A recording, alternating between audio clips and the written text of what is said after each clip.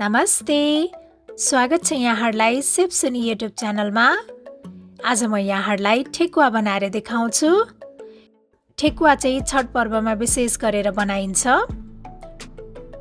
तर यसलाई चाहिँ यहाँहरूले अघिपछि पनि बनाएर खाजाको रूपमा खान सक्नुहुनेछ। यो चाहिँ बनाउन पनि एकदमै सजिलो हुन्छ, साथै यसको स्वाद पनि एकदमै मिठो हुन्छ। ठेकुवा बनाउनको लागि मैले यहाँ लिएको छु 2.5 कप जति गहुँको पिठो। छठ पर्वमा बनाइने ठेकुवा चाहिँ गहुँको पिठोबाट नै बनाइन्छ।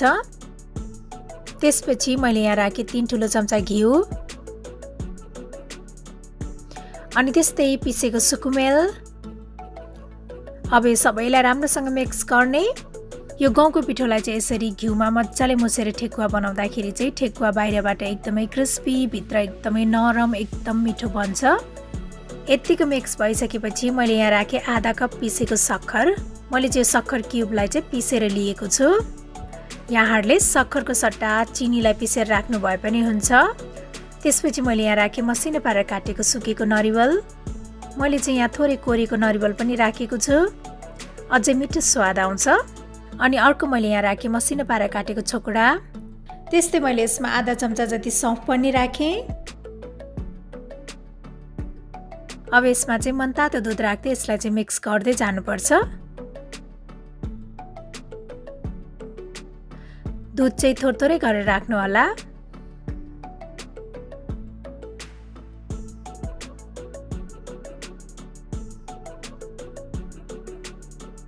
यतिको भएपछि यो चाहिँ रेडी भइसकेको छ। अब यसबाट सानो साइजको बल लिने।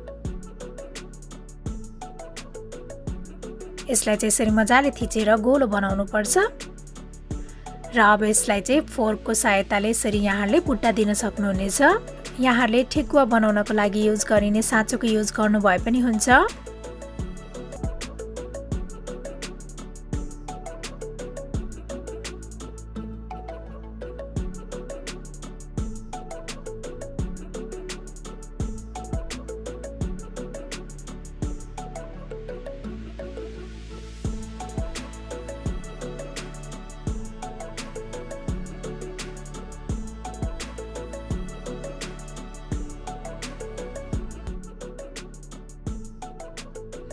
अब यसलाई तेलमा राखेर लो मिडियम फ्लेममा रातो हुने बेलासम्म फ्राई गर्नुपर्छ।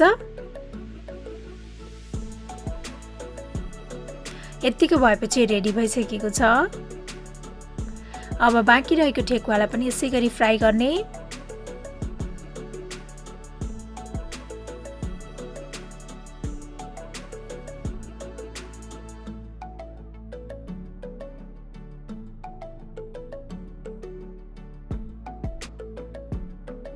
हाम्रो सबै ठेकुवा चाहिँ बनिसकेको छ।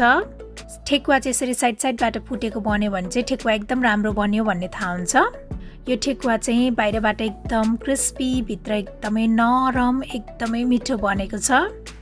यसलाई चाहिँ यहाँले बच्चाको स्न्याक्सको रूपमा, टिफिनको रूपमा पनि बनाउन सक्नुहुनेछ।